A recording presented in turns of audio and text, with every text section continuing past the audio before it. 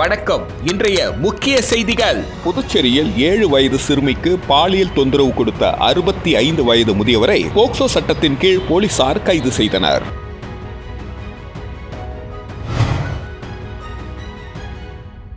காரைக்காலில் சிவன் கோவிலுக்கு சொந்தமான இடத்தை போலி ஆவணம் மூலம் விற்பனை செய்த வழக்கில் நகராட்சி நில அளவையாளரை போலீசார் கைது செய்தனர். புதுச்சேரி அரசின் 2022ஆம் ஆண்டிற்கான சிறந்த படமாக நடிகர் சிவகார்த்திகேயன் தயாரித்த குரங்கு பெடல் தேர்வு செய்யப்பட்டுள்ளது. சக குற்றவாளியை ஜாமீனில் எடுக்காததால் ஆத்திரத்தில் டிரைவரை கத்தியால் வெட்டிய இருவரை போலீசார் கைது செய்தனர். புதுச்சேரியில் 7 வயது சிறுமிக்கு பாலியல் தொந்தரவு கொடுத்த 65 வயது முதியவரை போக்சோ சட்டத்தின் கீழ் போலீசார் கைது செய்தனர். பாகூர் பகுதியைச் சேர்ந்தவர் ராதாகிருஷ்ணன். இவர் 7 வயது சிறுமிக்கு கடந்த சில தினங்களுக்கு முன்பு சாக்லேட் வாங்கி தருவதாக கூறி வீட்டிற்கு அழைத்து சென்று பாலியல் தொந்தரவு கொடுத்துள்ளார். தகவல் அறிந்த சிறுமியின் பெற்றோர் இது குறித்து பாகூர் போலீசில் புகார் தெரிவித்தனர். அதன் பேரில் Bahour sub inspector Nandakumar POCSO பிரிவின் கீழ் வழக்கு பதிந்து தலைமறைவான ராதாகிருஷ்ணனை கைது செய்தனர். பின்னர் நீதிமன்றத்தில் ஆஜர்படுத்தி காலாப்பட்டு மத்திய சிறையில் அடைத்தனர். காரைக்காலில் சிவன் கோவிலுக்கு சொந்தமான இடத்தை போலி ஆவணம் மூலம் விற்பனை செய்த வழக்கில் நகராட்சி நில அளவையாளரை போலீசார் கைது செய்தனர். காரைக்கால் கோவில்பத்து ஸ்ரீ பார்வதீஸ்வரம் கோவிலுக்கு சொந்தமாக நகரப்பகுதியில் பல கோடி மதிப்பில் இடங்கள் உள்ளது. இந்த இடங்கள் போலி ஆவணம் தயார் செய்து விற்பனை செய்யப்படுவதாக இந்து முன்னணி சார்பில் புகார் அளிக்கப்பட்டது. இதுகுறித்து துணை கலெக்டர் ஜான்சன் புகாரின் பேரில் காரைக்கால் நகர போலீசார் சார்பில் தனிப்படை அமைக்கப்பட்டு தீவிர விசாரணை செய்யப்பட்டது. இதில் கோவிலுக்கு சொந்தமான இடம் போலி ஆவணம் தயார் செய்து இடம் விற்பனை செய்யப்பட்டது தெரியவந்தது. அதையடுத்து காரைக்கால் கீழகாசாக்கடி பகுதியை சேர்ந்த சிவராமன் என்பவரை கடந்த 7ஆம் தேதி போலீசார் கைது செய்தனர். மேலும் இவ்வழக்கில் முக்கிய குற்றவாளியான காரைக்கால் என்ஆர் காங்கிரஸ் பிரமுகர் ஆனந்த் என்பவர் மீது வழக்கு பதிந்து அவரை தேடப்படும் குற்றவாளியாக அறிவித்து தேடி வருகின்றனர். இந்த நிலையில் போலி ஆவணம் தயார் செய்தது தொடர்பாக காரைக்கால் நகராட்சியில் பணிபுரியும் அரசு நில அளவையாளர் ரேணுகா தேவி என்பவரை போலீசார் நேற்று கைது செய்து காலாப்பட்டு சிறையில் அடைத்தனர். மேலும் இவ்வழக்கில் பல முக்கிய அரசு அதிகாரிகள் மற்றும் அரசியல் பிரமுகர்கள் கைது செய்யப்படுவார்கள் என தெரிகிறது.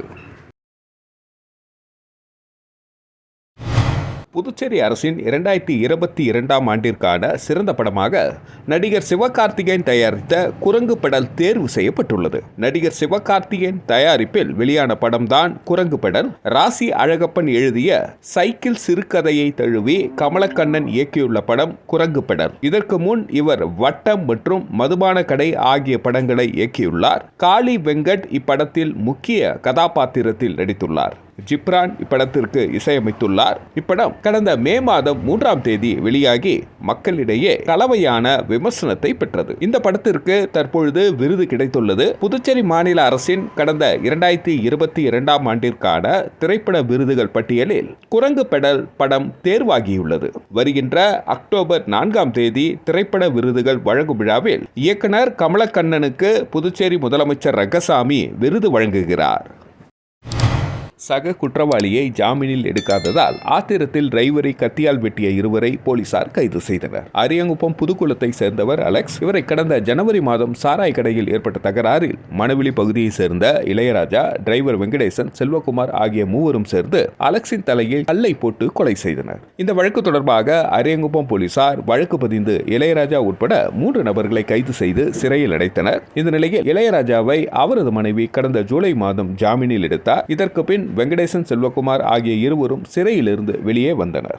நேற்று நோனாங்குப்பம் 6 இளையராஜா, வெங்கடேசன், செல்வகுமார் ஆகிய மூவரும் மது குடித்தனர். அப்பொழுது எங்களை ஏன் ஜாமீனில் எடுக்கவில்லை என கேட்டு வெங்கடேசன், செல்வகுமார் இருவரும் சேர்ந்து இளையராஜாவை கத்தியால் வெட்டினர். அதில் பலத்த காயமடைந்த அவரை அரசு மருத்துவமனையில் சேர்த்தனர். இதுகுறித்து தவளக்குப்பம் போலீசார் வழக்கு பதிந்து வெங்கடேசன், செல்வகுமார் ஆகிய இருவரையும் கைது செய்து இருவரும் கோர்ட்டில் ஆஜர்படுத்தி காலாப்பட்டு சிறையில் அடைத்தனர். தீபாவளிக்குள் ரேஷன் கடைகளை திறக்காவிட்டால் மிகப்பெரிய போராட்டம் நடத்துவோம் என முன்னாள் முதல்வர் நாராயணசாமி தெரிவித்துள்ளார். புதுச்சேரியில் உள்ள தனது இல்லத்தில் செய்தியாளர்களை சந்தித்த முன்னாள் முதல்வர் நாராயணசாமி, காரைக்கால் கோவில் சொத்து, பொது சொத்துக்களை அபகரிப்போர் மீது காவல்துறை நடவடிக்கை எடுக்காமல் மெத்தனமாக இருக்கிறது. இதில் பல அதிகாரிகளுக்கும் அரசியல்வாதிகளுக்கும் பங்கு உள்ளது. மிகப்பெரிய குற்றமாகும். கோவில் சொத்தை அபகரிக்கும் விஷயத்தில் முதல்வர் வேடிக்கை பார்க்கிறார். மெரினா கடற்கரை பகுதியில் நிர்ணயிக்கப்பட்ட இடத்தை விட ஆக்கிரமிப்பு தொடர்பாக ஆளுநருக்கு மனு தந்தும் பலன் இல்லை. இது தொடர்ந்தால் கோவில் சொத்து, அரசு சொத்து, தனியார் சொத்துகளுக்கு பாதுகாப்பு இருக்காது. பிரெஞ்சு குடியுரிமை பெற்றோர் சொத்து அபகரிப்பும் நடைபெறுகிறது. போலி பத்திரம் தயாரித்தல், போலி கையெழுத்திட்டு சொத்து அபகரிப்போர் மீது கடும் நடவடிக்கை எடுக்க வேண்டும் என்றார். நாடாளுமன்ற தேர்தலில் மக்கள் கொதித்து எழுந்து கேள்வி கேட்டதால் தேர்தல் முடிந்தவுடன் ரேஷன் கடைகளை திறப்பதாக கூறினார் முதல்வர் ரங்கசாமி. ஆனால் தேர்தல் முடிந்து 4 மாதங்களாகிவிட்டது. தற்பொழுது தீபாவளிக்குள் ரேஷன் கடைகளை திறந்து இலவச அரிசி தருவோம் என்கிறார். மகிழ்ச்சி, தீபாவளி வரை பார்ப்போம். அதன் பிறகு ரேஷன் கடைகளை திறக்காவிட்டால் போராட்டம் நடத்துவோம் என நாராயணசாமி எச்சரிக்கை விடுத்தார். புதுச்சேரியில் சிறுமிக்கு ஆபாச வீடியோ அனுப்பிய பிரபல யூடியூபர் மகனை சைபர் கிரைம் போலீசார் கைது செய்த நிலையில் அந்த சிறுமியின் குடும்பத்தை மிரட்டியதாக வந்த புகாரின் பேரில் மதுரையை சேர்ந்த சிக்கா, அவரது மனைவி சுமி மற்றும் ரவுடி பேபி சூர்யா ஆகியோரை சைபர் கிரைம் போலீசார் விசாரித்து வருகின்றனர். புதுச்சேரியை சேர்ந்த 11ஆம் வகுப்பு பயிலும் சிறுமிக்கு இன்ஸ்டாகிராம் மூலம் பழகி திடீரென ஆபாச வீடியோ அனுப்பி மிரட்டல் விடுத்த மதுரையை சேர்ந்த பிரபல யூடியூபர் சிக்கந்தின் ஷா சுமி தம்பதியின் மகன் அஷ்ரப் அலியை சைபர் கிரைம் போலீசார் சில தினங்களுக்கு முன்பு கைது செய்தனர். இதனிடையே சிறுமியின் குடும்பத்தை மிரட்டியதாக வந்த புகாரின் பேரில் சிறுமியின் தாயார் அளித்த புகாரை தொடர்ந்து ரவுடி பேபி சூர்யா, அவரது சகோதரி சிமி கணவர் சிக்கந்தின் ஷா ஆகியோரை சைபர் கிரைம் போலீசார் இன்று அழைத்து தீவிர விசாரணை நடத்தி வருகின்றனர். அதனால இது ஒரு தொழில் போட்டிக்காரனால எங்களை இந்த மாதிரி அடிக்கடி பாத்தீங்கன்னா இதே வேலையை நம்ம பண்ணுதுங்க. இங்க மட்டும் இல்ல, எல்லா ஊர்லயுமே எங்களை இப்படிதாங்க கொடுத்து அலைய வச்சு எங்களோட வாழ்வாதாரம், எங்க குழந்தைங்களோட எதிர்காலம் எல்லாத்தையுமே பண்றாங்கய்யா. இந்த மக்கள் ஆயுஷ்மான் பாரத் இலவச மருத்துவ காப்பீடு திட்டத்தின் 6ஆம் ஆண்டு துவக்கத்தையொட்டி 200க்கும் மேற்பட்ட மருத்துவ மாணவர்கள் கலந்து கொண்ட விழிப்புணர்வு நடைப்பயணத்தை முதலமைச்சர் ரங்கசாமி கொடியசைத்து துவக்கி வைத்தார். ஆயுஷ்மான் பாரத் இலவச மருத்துவ காப்பீடு திட்டம் புதுச்சேரியில் ஆகஸ்ட் மாதம் 2019ஆம் ஆண்டு துவக்கப்பட்டது. இத்திட்டம் புதுச்சேரியில் 5 ஆண்டுகளாக சிறப்பாக செயல்படுத்தப்பட்டுள்ளது. இத்திட்டம் புதுச்சேரியில் 6ஆம் ஆண்டில் வெற்றிகரமாக அடியெடுத்து வைத்துள்ளது. இந்த 6ஆம் ஆண்டு துவக்கத்தை கொண்டாடும் வகையில் மத்திய அரசும் மாநில அரசும் இணைந்து ஆயுஷ்மான் பாரத் பக்வாரா என்கிற நடைப்பயணத்தை புதுச்சேரி அரசால் இன்று கொண்டாடப்படுகிறது. இந்த நடைப்பயணத்தை புதுச்சேரியின் முதலமைச்சர் ரங்கசாமி கொடியசைத்து தொடங்கி வைத்தார். இந்த நிகழ்ச்சியில் சுகாதாரத்துறை துணை இயக்குனர் டாக்டர் ஆனந்தலட்சுமி உட்பட பலர் கலந்து கொண்டனர். ஆயுஷ்மான் பாரத் பக்வாரா 6வது வருட நடைப்பயணத்தில் இந்திரா காந்தி அரசு மருத்துவக் கல்லூரி, ஸ்ரீ மணக்குள விநாயகர் மருத்துவக் கல்லூரி மற்றும் ஸ்ரீ வெங்கடேஸ்வரா மருத்துவக் கல்லூரிகளில் இருந்து சுமார் 200க்கும் மேற்பட்ட மருத்துவ மாணவர்கள் பங்கு பெற்று புதுச்சேரி மக்களுக்கு ஆயுஷ்மான் பாரத் இலவச மருத்துவ காப்பீடு திட்டத்தை பற்றி விழிப்புணர்வு ஏற்படுத்தினார்கள்.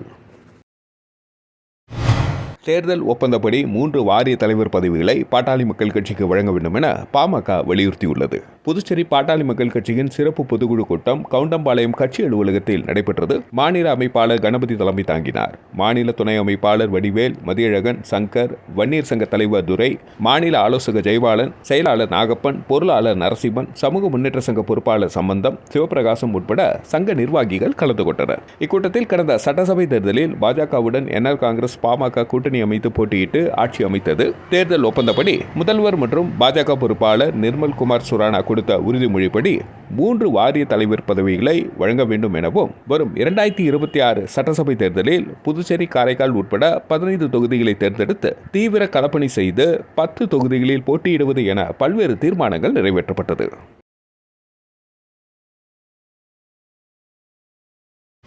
புதுச்சேரியில் பாண்டிச்சேரி ஃபேஷன் மாடல்ஸ் 2024ஆம் ஆண்டிற்கான மிஸ்டர், மிஸ் மற்றும் கிட்ஸ் பாண்டிச்சேரி 2024ஆம் ஆண்டிற்கான சீசன் 3 கிராண்ட் ஆடிஷன் நடைபெற்றது. இந்த ஆடிஷன் லாஸ்பேட் ஏர்போர்ட் அருகில் உள்ள ஸ்டார் பிளஸ் எஜுகேஷன் இன்ஸ்டிடியூட் அரங்கத்தில் நடைபெற்றது. இந்த நிகழ்ச்சி யுவராஜ் தலைமையில் நடைபெற்றது. இந்த நிகழ்ச்சியின் சிறப்பு விருந்தினராக mister Lalit, mister Nanda Prashanth, founder of star plus education institute மற்றும் பல ஃபேஷன் கலைஞர்கள் கலந்து கொண்டனர். 2024ஆம் ஆண்டிற்கான மிஸ்டர், மிஸ் மற்றும் கிட்ஸ் பாண்டிச்சேரி மாடல் மற்றும் மேக்கப் ஆர்டிஸ்ட் போட்டியாளர்களை தேர்வு செய்வதற்காக இந்த நிகழ்ச்சி நடத்தப்பட்டது. இந்த நிகழ்ச்சியில் ஆண், பெண் குழந்தைகள் மற்றும் ஒப்பனை கலைஞர்கள் என 30க்கும் மேற்பட்டோர் கலந்து கொண்டனர். இந்த ஈவெண்ட்ஸ் எதுக்கு நான் கண்டக்ட் பண்றேன்னா, பேஷன் அண்ட் டேலண்ட் என்கரேஜ் பண்றதுக்காக, அவங்கள மோட்டிவேட் பண்ணி அவங்கள நெக்ஸ்ட் லெவல் ஆஃப் கெரியர் எடுத்துட்டு போறதுக்காக பண்றோம் இந்த ஈவெண்ட்ஸ். நாங்கள் இந்த ஈவெண்ட்ஸ் எப்படி பண்ணிட்டு இருக்கோம்னா 2021 நாங்கள் பண்ணிட்டு இருக்கோம். ஸோ இதை பாண்டியில் ஃபேஷனுக்கும் மாடலிங்க்கும் அதுக்கப்புறம் டேலண்டான பர்சனுக்கு பெருசாக அங்கீகாரம் தரமாட்டாங்க. வக்பு வாரி சட்டத்தில் 44 திருத்தங்களை செய்வதற்கு மத்திய பாஜக அரசு முயற்சித்து வருவதாக தமிழ்நாடு தவ்ஹீத் ஜமாத் மாநில செயலாளர் முகமது உலி குற்றம் சாட்டியுள்ளார். தமிழ்நாடு தவ்ஹீத் ஜமாத் புதுச்சேரி மாவட்டம் சார்பில் சுல்தான்பேட்டையில் உம்மு சுலைம் பெண்கள் இஸ்லாமிய கல்வியகத்தின் 8ஆம் ஆண்டு பட்டமளிப்பு நிகழ்ச்சி புதுச்சேரி மாவட்ட தலைவர் அபீப் ரஹ்மான் தலைமையில் நடைபெற்றது. இதில் தமிழ்நாடு தவ்ஹீத் ஜமாத்தின் மாநில செயலாளர் முகமது உலி, மாநில செயலாளர் இம்ரான் ஆகியோர் சிறப்புரை ஆற்றினார்கள். ஆயிரக்கணக்கான ஆண்களும் பெண்களும் முதியவர்களும் குழந்தைகளும் பெரும் திரளாக கலந்து கொண்டனர். இதன் பின்னர் செய்தியாளர்களிடம் பேசிய செயலாளர் சகோதரர் முகமது உலி, வக்பு வாரிய சட்டத்தில் 44 திருத்தங்களை செய்வதற்கு மத்திய பாஜக அரசு முயற்சித்து வருகிறது என்றும், வக்பு வாரியத்தை முழுமையாக செயலிழக்க செய்து இஸ்லாமியர்களின் சொத்துக்களை அபகரிக்கும் பணியினை இம்மசோதாவின் மூலம் அரங்கேற்ற நினைக்கும் பாஜக அரசை வன்மையாக கண்டிக்கின்றோம் என்றார். இதற்காக அமைக்கப்பட்டுள்ள கூட்டு பாராளுமன்ற குழுவின் பரிந்துரைகள் இஸ்லாமியர்களின் சொத்துக்களையும் பாதுகாக்கும் வகையில் அமைய வேண்டும் என்றும், இந்தியா முழுவதும் நடமாடும் போதைப் பொருட்களையும் பல குடும்பங்களை சீரழித்துக் கொண்டிருக்கும் மதுவையும் நிரந்தரமாக தடை செய்ய தேசிய கொள்கையை அரசியல் அமைப்பு பிரிவு 47 படி மத்திய அரசு கொண்டு வர வேண்டும் எனவும் கூறினார். இந்த நிகழ்ச்சியில் தமிழ்நாடு தவ்ஹீத் ஜமாத் புதுச்சேரி மாவட்ட நிர்வாகிகள் இர்ஷாத் அகமது, ஷாகுல் அமீத், அனீஃப், அகமது ஹசைன், அபு மற்றும் கிளை நிர்வாகிகள் உள்ளிட்ட பல்வேறு முக்கிய பிரமுகர்கள் கலந்து கொண்டனர்.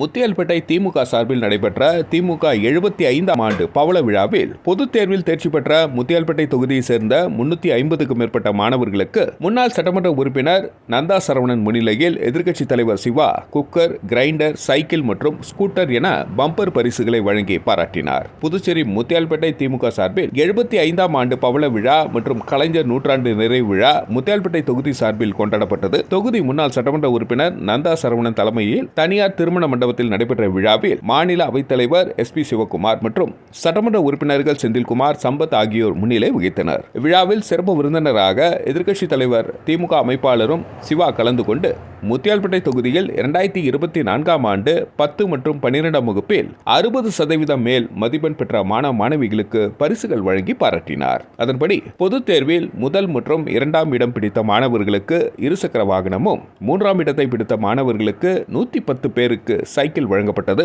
தொடர்ந்து 60% மதிப்பெண் பெற்ற மாணவர்கள் 350 மாணவ மாணவிகளுக்கு குக்கர் மற்றும் கிரைண்டர்கள் வழங்கப்பட்டது. இந்த விழாவில் முத்தியால்பேட்டை தொகுதி திமுக நிர்வாகிகள், பெற்றோர்கள், மாணவ மாணவிகள் உட்பட பலர் கலந்து கொண்டனர்.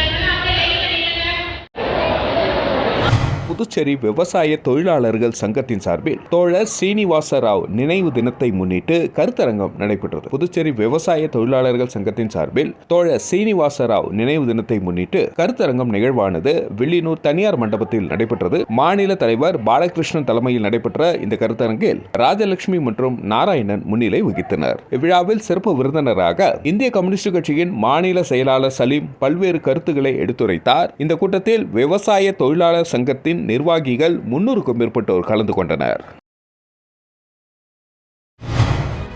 வணக்கம். இன்றைய முக்கிய செய்திகள். புதுச்சேரியில் 7 வயது சிறுமிக்கு பாலியல் தொந்தரவு கொடுத்த 65 வயது முதியவரை போக்சோ சட்டத்தின் கீழ் போலீசார் கைது செய்தனர்.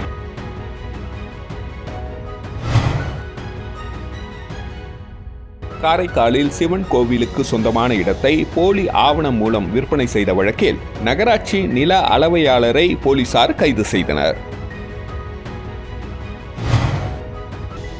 புதுச்சேரி அரசின் 2022ஆம் ஆண்டிற்கான சிறந்த படமாக நடிகர் சிவகார்த்திகேயன் தயாரித்த குரங்கு பெடல் தேர்வு செய்யப்பட்டுள்ளது. சக குற்றவாளியை ஜாமீனில் எடுக்காததால் ஆத்திரத்தில் டிரைவரை கத்தியால் வெட்டிய இருவரை போலீசார் கைது செய்தனர். செய்திகளை துல்லியமாக தெரிந்து கொள்ள கிரியேட்டிவ் மீடியா நியூஸ் யூடியூப் சேனலை சப்ஸ்கிரைப் செய்து கொள்ளுங்கள்.